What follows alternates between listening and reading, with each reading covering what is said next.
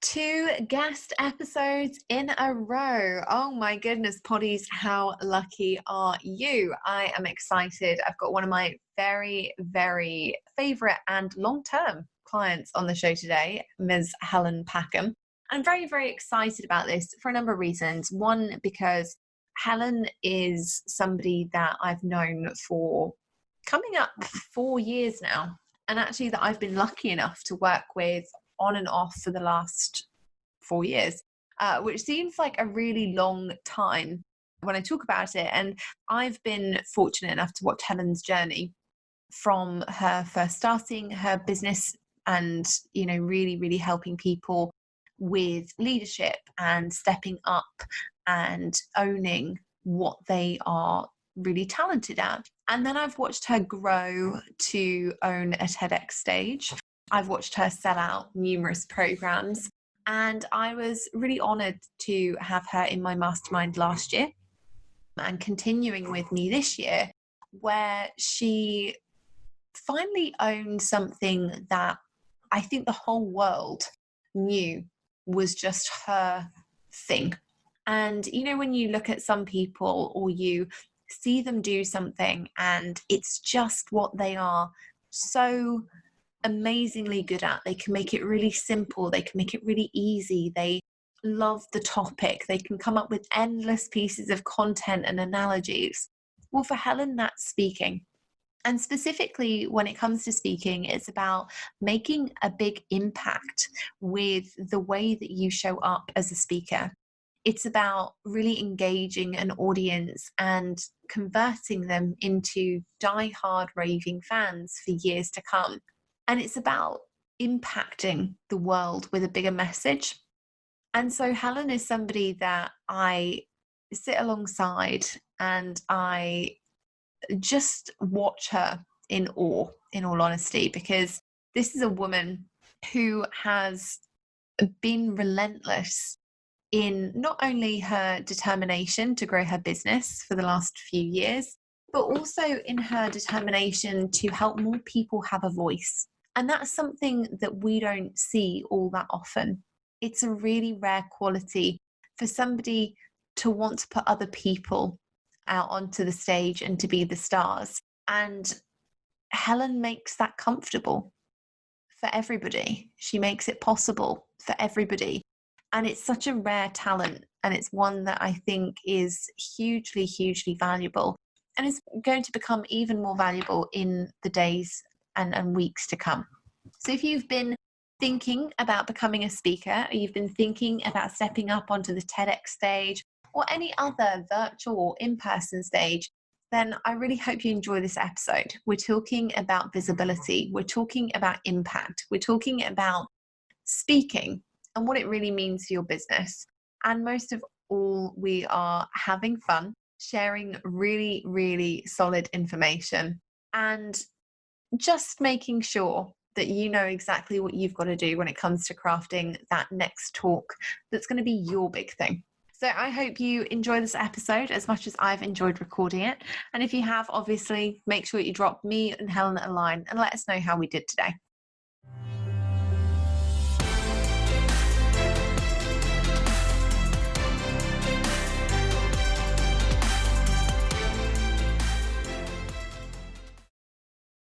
Hey, Poddies. It is Monday and I'm excited because I'm kicking off the week with fellow raver, friend, client and colleague Helen Packham. Welcome to the show. Oh, what an intro. I know. Yes, it's great to be here. Worked hard on that one. Took me ages. as always. I'm really excited though. It's interesting because as we're recording this, you guys weren't privy to our pre-record conversation, but we're actually just talking about the big C, coronavirus, and how it is just the crap show that is descending onto planet Earth.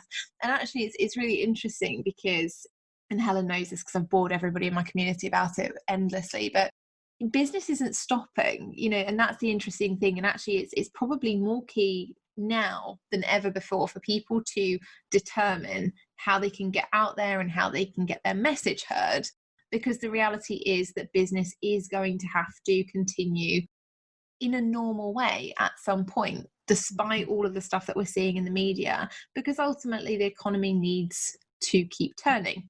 And so actually, entrepreneurs now more than ever have to be visible. They have to be sharing a clear message. They have to be out there and making themselves different, and making people understand what's different about their message. And so I'm really glad that that's what we're talking about today, because obviously you are the pro when it comes to that world. Well, I don't know about that, but thank you so much for the compliment. Setting yourself up to success there. Good. So can you talk to us a little bit then about, because obviously your background is in speaking, that's what we all know you for online. You have been on some huge stages. You have created talks that have outlived. I mean, every time I see The Wizard of Oz, I think about Helen, and then I'm sure we'll dig into why that is. But can you just tell us a little bit more about, like, why is speaking something that, and speaking up specifically, is something that entrepreneurs should be focusing on right now? It comes down to that word that you've really alluded to there, which is visibility. I think if we look at the situation right now, I was actually just talking to my community this morning about this. And when we go into this type of fear mode, as human beings, it's just very, very natural to get the blinkers on. That's what happens when we go into survival mode. Fight, flight, freeze. I'm sure we're all aware of it. We are cavemen living in a modern world. Our systems have not caught up. And so therefore, when we are faced with this type of situation, and if you are an entrepreneur, you go into shutdown mode. You put your blinkers on. And that's from a physicality point of view, is because your body needs to send blood to all the resources that it needs to, and it can't be focusing on things that aren't necessary. And so therefore what happens is we get tunnel vision. It is literally like our brain closes down. And when you go into that mode, you want to shrink back. You want to protect yourself. You don't want to put your head above the parapet. You don't want to say things unnecessarily. You're scared about showing up. You worry about all these types of things. And so it actually, makes you retreat further back into the shadows. When really the opposite is the thing that's going to help you. I know it's very easy for me to sit here and say that because I'm in it as well. But business does go on. People do still need your services. And if you're a speaker and any part of your business is to do with verbal communication, whether that be face-to-face delivery in a corporate workshop setting, whether that be standing on a stage and selling your services in some capacity, whatever form your speaking takes on, it's still needed. The voice that you have, the message that you have, the impact that you want to have on the world is still needed, even more so now. So that's another thing that I was actually talking about in terms of TEDx. We can talk about that in a minute, but that's why I feel it's so important to speak up more than ever, because it's easy not to right now. And that's the thing, isn't it? It's interesting because I'm going to pick up on one of the words you said there, which was impact, right? A lot of the people listening are listening to this and they originally started their business. And I'm going to say about 90% of people do this. They start their business because they want to make a big impact on the world. They want to help other people. They want to do that. And actually, when we don't speak up, that's when we have this problem with impact, because when we shrink back from sharing the message, that's when not only the visibility takes a bit of a nosedive, but also that impact, and how we're helping others starts to shift, and it starts to move down as well, doesn't it? Exactly. The question that you ask is, what's your big why? Pretty much everybody, of course, there's personal drivers, but they want to make a difference. They want to help people. They want to move themselves out of the way and help others, maybe on the path that they've trodden before, or with the area of expertise they had. With that is a story. With that is a message. And so in order to help the people you want to help, particularly in times when it's a crunch situation, where all of those things are down to, all those things are thrown up in the air, it's so, so crucial to have that courage to show up even more, to speak even louder, to be able to make the impact that you want to make. So I guess, how can people do that? Because I think, lots of people out there, and they'll be listening and they'll be like, yeah, that's really easy for you because you have more practice. Or it's really, people always say to me, they're like, oh yeah, but Jess, it's really easy for you because you're like really confident about stuff. And I'm like, don't worry about it, guys. I think about the zombie apocalypse just like everybody else. But how can people start to really harness, and grow their impact, the visibility? Because ultimately, this is a really important time for it. And if we don't, then what we are going to see, and I'm not in this to scare any of you, but if you don't step it up, if you don't become more visible, if you don't continue to create impact, if you don't continue to sell, ultimately all we're going to see is businesses that don't survive this period.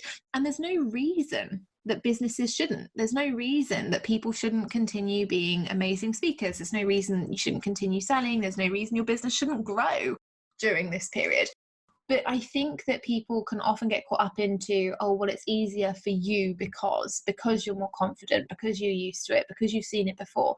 So, how would, or what advice would you give to people who are currently struggling? Well, I feel that there are a number of things that connect us all that create confidence, that unlock confidence, that everybody has the ability to unlock an unlimited reserve of confidence inside them. That's what my TEDx talk was about, that confidence is not something you lose or gain. It is always inside you. And that's my belief. That's my message. However, there are things that you can do. So what I see a lot, and if we're talking about visibility being, let's just give us a few examples here. Verbal communication in terms of, online content. So if you are using online content in terms of video to promote your services, you're speaking, you're delivering a message, how you're actually doing that. When you are standing on a stage and you're delivering a talk, any of these types of situations, the same thing applies. And what I see people doing, if they haven't tapped into that confidence, there's a lot of how to. So they are sitting in their expertise and being incredibly professional and coming from the viewpoint that I am going to teach you something, whether, wherever you are, however you're delivering a message, it's very much in the how-to type of delivery. Now, there's nothing wrong with that. However, the thing that can actually make you more confident is to shift your focus to focus on other things. And the other things that you focus on are the things that are going to make you more confident. So I want to take you through something. So I was coaching someone back end of last year, and it was really apparent, there was a pattern that was coming out, that this was happening, that people were they were getting visible, but they were stunted in their visibility. They weren't connecting with people. They weren't building the relationships they want to. They weren't converting the leads that they wanted to, on the stage, off the stage, online, offline. And it all just sort of hit me like a light bulb. And I came up with this big impact ratio.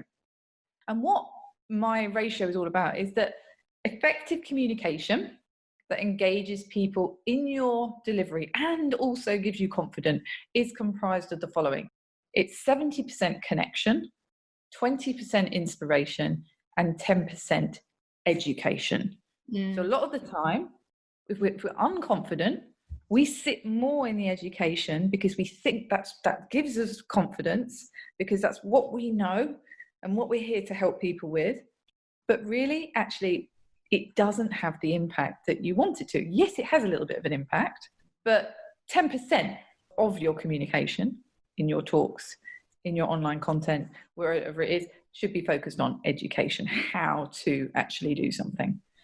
The biggest chunk should be focused on connection. And what I mean by that is connecting with people on a human level. And again, now more than ever. I really like that. And I agree, because the connection part is really powerful. And I noticed that recently. So, and Helen's friends with me on Facebook. So you're one of the very few people. I've been deleting a lot of people recently because they post some absolute tosh. So, Helen is still one of those people that's lucky enough to see all of my photos of my dog. But it's true, recently one of the things that I've been doing is taking my personal Facebook feed back to being personal. And it's been so interesting because, I don't really post a ton about business anymore. I don't sell on my personal Facebook. I can hear some people gasping from here. but one of the things that I do is I show up relatively regularly, and I talk about my day, and I'll talk about how I've gone for a run, or I'll post a picture. Yesterday I posted a picture of me and Max napping together. That was the lamest thing. But really cute, because it's what we do on a Sunday. And and people love it. I get so many messages from people who are like, oh my God, I do that with my dog too. So that you're all out there, I'm watching. But it's that connection piece. And if anything, I would say that I probably have more conversations because I'm just being human than perhaps people who are trying to use their personal feed for business are having, because they're just not connecting. It's they're always overshooting the message. Yeah. And it's easy to do, because when we're not feeling confident, or we don't feel like showing up, or we're not feeling like we want to be visible, the easiest thing to do is to post out content that doesn't have that vulnerability, or whatever it might be, openness about you as a person. But it really is the thing that will connect you, whether you're standing on a stage or whether you are online. It does not matter. So connection to me looks like a number of things, and this is where I really feel people can tap their confidence, their reserves of confidence, without even knowing it. I'm going to say it, it's my favorite thing: storytelling. I thought you were going to say something else then. I was just like, wow, okay. Sure. Podcast. Storytelling is the ting. It's the ting, because for a number of reasons. First of all, we're hardwired. We're hardwired for stories. On a base level, on a subconscious level, we seek them out. We seek out stories because they help us create meaning, make sense of things that might seem scary or we might not understand.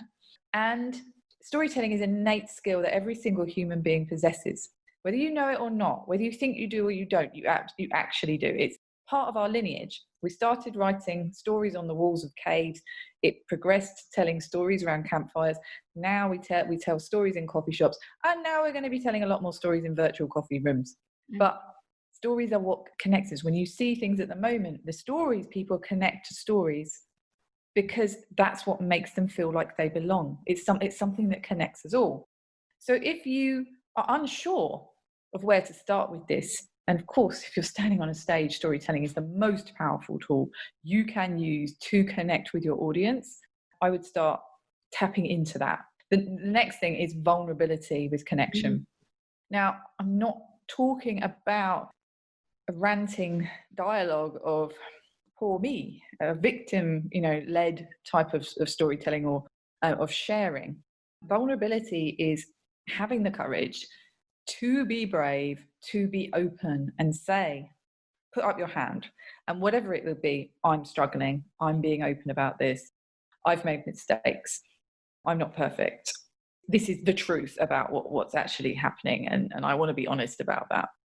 That is showing vulnerability. It's about, as Brené Brown talks about, putting yourself in the arena. I love that quote. If you're not in the arena, I don't care about what you think. I'm paraphrasing terribly, but I can't remember what she says. And in my head, it's like a gladiator speech. Showing vulnerability, and I ran a course last week in Cardiff, and we talk about, in terms of influencing people, how vulnerability is a very key factor in influencing people.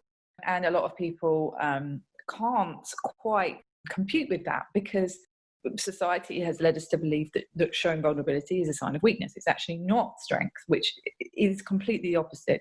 To be vulnerable is to show huge strength.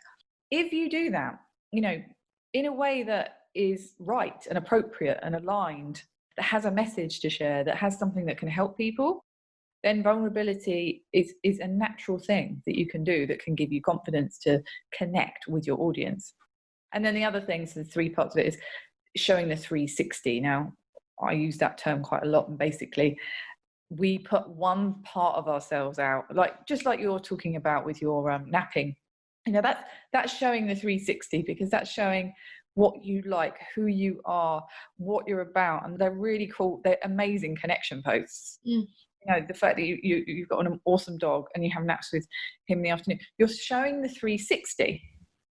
You're not just showing the professional side that has all these messages, that has, you're showing all of you. And that's what people connect with. Again, even if you're doing a corporate talk, say if you're going into a corporate organization, you're doing a corporate talk, if it's all business, people will disengage. They're not going to be sitting on the edge of their seats going on that dance with you. They're going to be looking at their phones or what's happening in the next meeting. They're not going to be engaged with what you're saying. So connection, there's so much to it, but ultimately you have everything inside you to be able to connect with people. I think that's really powerful, because I think sometimes there's this disparity that people see between speaker and audience. And I think it's actually probably a mark of some of the best speakers that I've ever seen, yourself included, but also Jay Baer, who I love Jay, and he's phenomenal. And he obviously came on the podcast last year. But I was lucky enough to see him at Upreneur, and I was fortunate to share the stage with him and to be a speaker in the same year that he was speaking. And the thing that really struck me about him was that he navigated this disparity between speaker and audience really, really well. When he was in the audience, he was one of the only speakers who was there for every talk.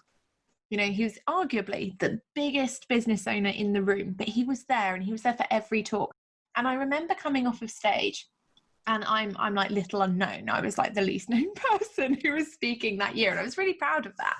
And I came off of stage and I walked down, and you have to go down to the end, you get demiked and all this kind of thing.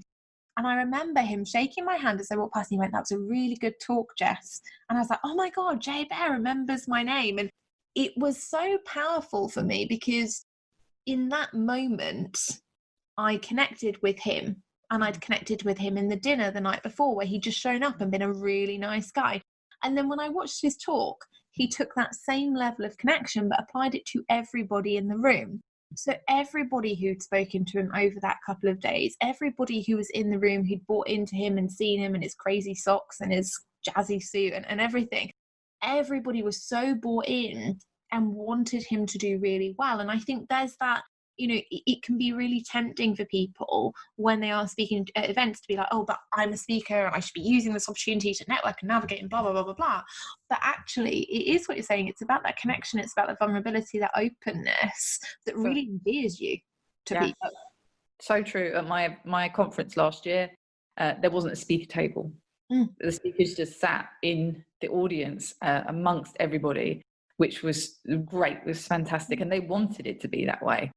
And going back to, so when I studied theatre studies, it's the same mindset for speakers, right? So there's a Stanislavskian method of acting where you are a method actor. You put on your character and you go up onto the stage, and there's a fourth wall between you and the audience, and you are almost like performing, you're presenting. Or there's the Brechtian way. Now, Brecht he eradicated formal theatre. He did things in the round, and he did like promenade theatre where people moved around and the actors were all part of the audience. And it's actually the same thing as a speaker. If you put a fourth wall between yourself and the audience, you're not going to connect with them. You're going to present.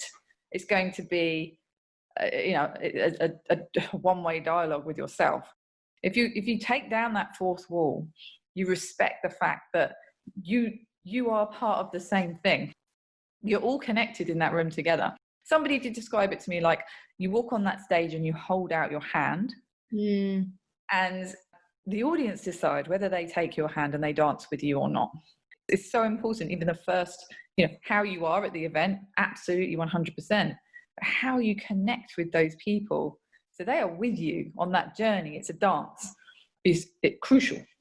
And that's interesting, isn't it? Because I think people forget that this happens online as well. When we're talking about speaking as, a method for visibility and a method for building your business, because speaking is a huge way of building your business in terms of lead generation, in terms of conversion, in terms of connecting with people, being in front of different audiences. But we forget that happens online successfully. I mean, you and I have both been through different situations in business where we've opened new communities, shut old communities down, gone through different life transitions, and communicated that via verbal communication, whether it's Facebook Lives or recorded videos or podcasts or whatever. And actually, it's so interesting that the people who do it well are people who tend to get lower amounts of pushback from their audience, and I think it's really interesting. And I always say, I probably don't get tons of negative feedback because I don't invite it. I'm just like, I don't care what you think. It's not a personal thing. It's just, if you want to send me negative feedback and it's not relevant or concise, I'm probably not going to action it, because it would need to come from a qualified source. But equally, I'm very open and very transparent about communication.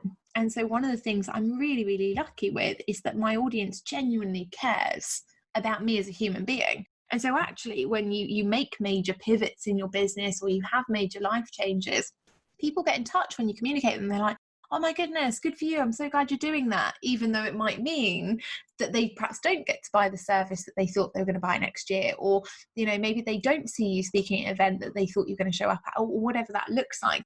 And I think that, we forget how powerful being able to genuinely connect with people is.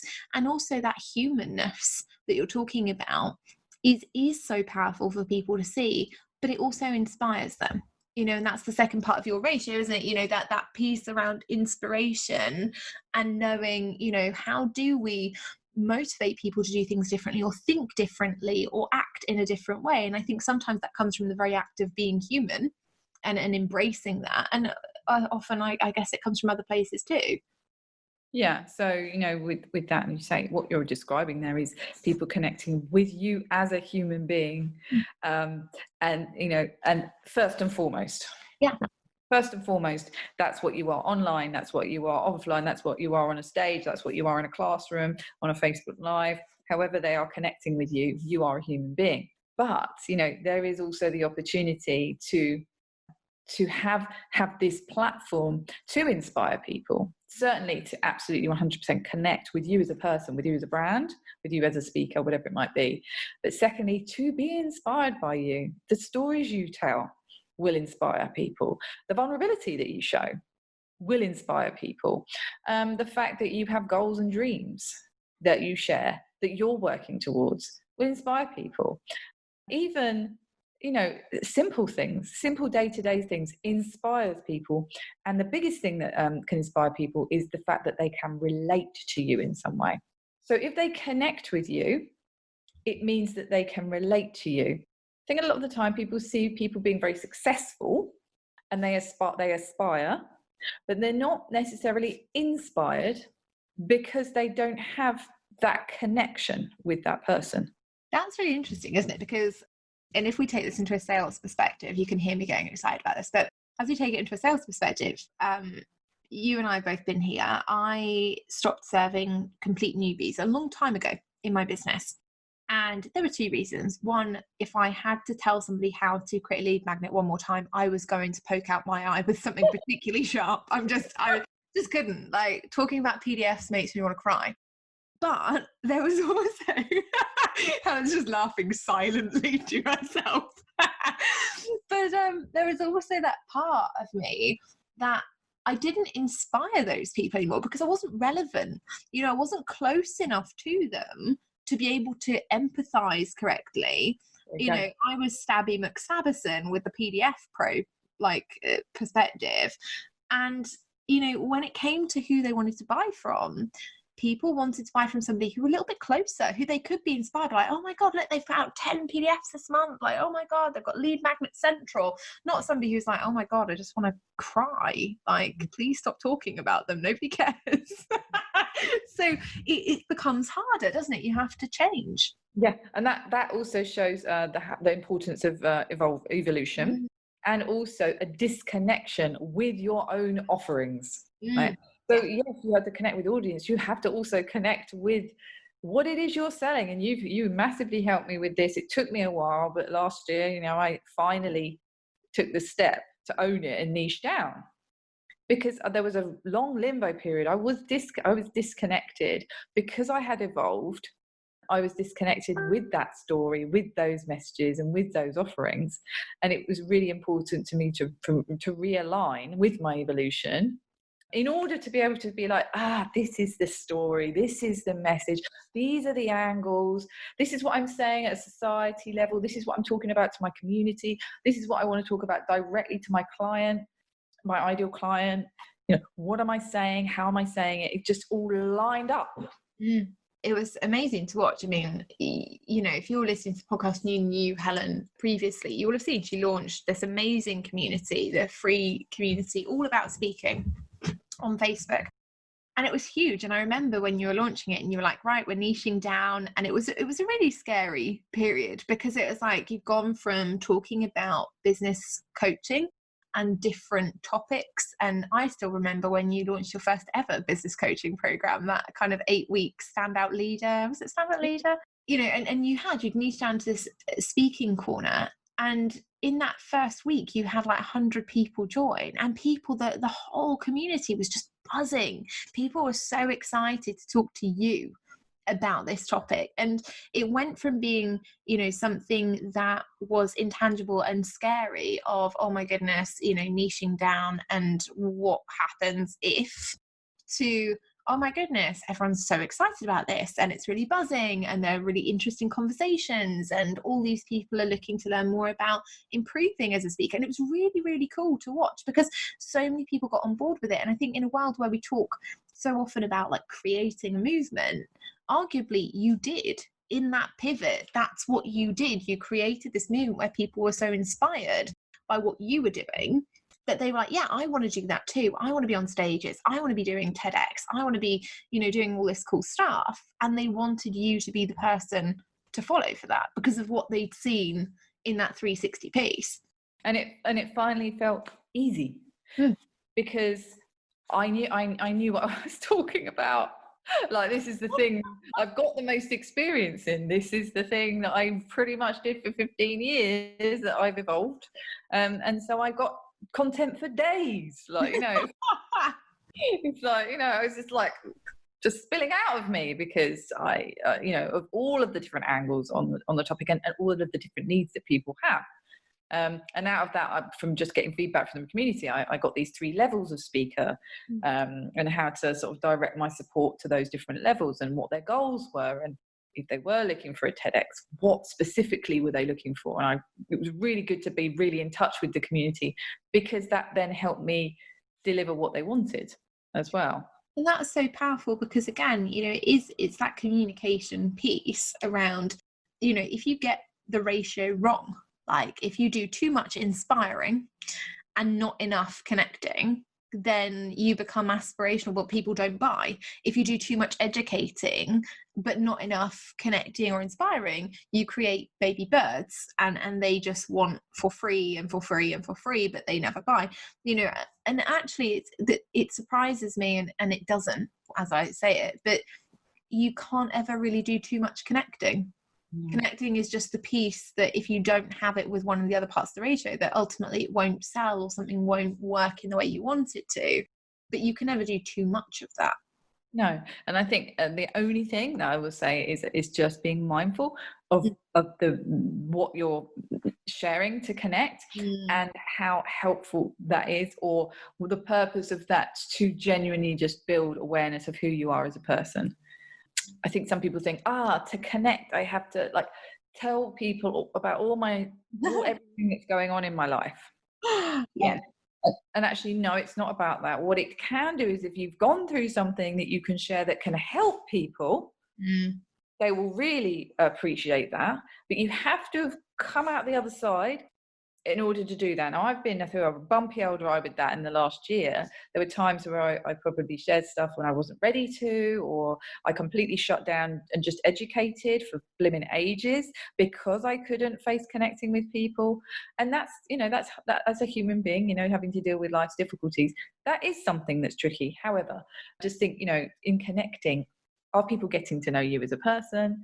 Are they getting to know, your personality? Are you showing vulnerability in order to inspire them and connect with them? Does it have a lesson that could help them? Ultimately, that's the thing, isn't it? Ultimately, we're not encouraging you to pimp your pain for profit. And if you guys have listened to episodes on like emotional selling and aspirational selling and fear of missing out, then you'll be recognizing in what Helen's saying, like some of those differences, because it is really important that when you're connecting, you're doing it, I don't know, connection, and maybe it doesn't, maybe that's the question I guess for you is does everybody connect naturally? Is it something that everybody naturally does? Because I don't even think about it. I will post pictures of me running all day long because I think it's funny, because I look crappy in 3/4 length running shorts, as I've discovered. And I think that's really entertaining. So I've no problem posting it because it's just funny. But some people, I think, in this world, especially in the online space, where people want things to be prescribed because it's safer, right? If somebody else tells you, go and post this, go and post that, then it feels safer. Are we losing the art of connecting in that natural way? I think we are, because we think we should be posting something that's solving someone's problem, telling a story that ultimately leads them into a call to action that doesn't.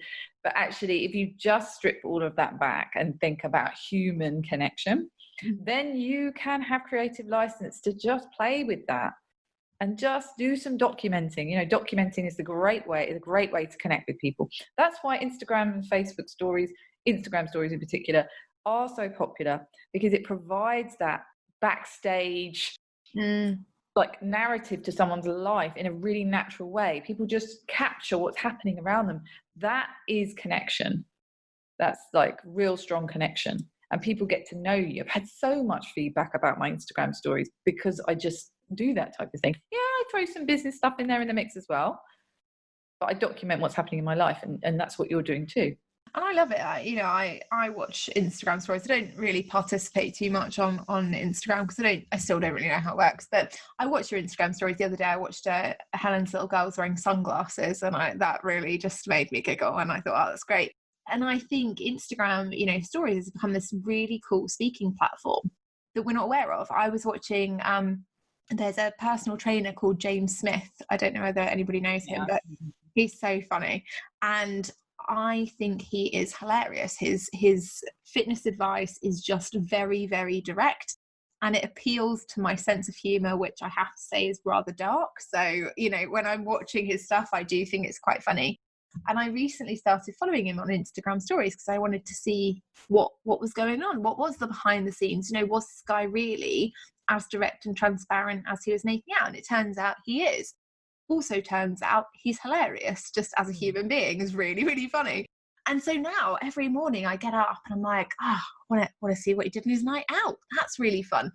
But he does also use that platform for good. And if you look at that, if you look at the amount of, I think it's got like 550,000 followers on Facebook and Instagram and all this kind of thing.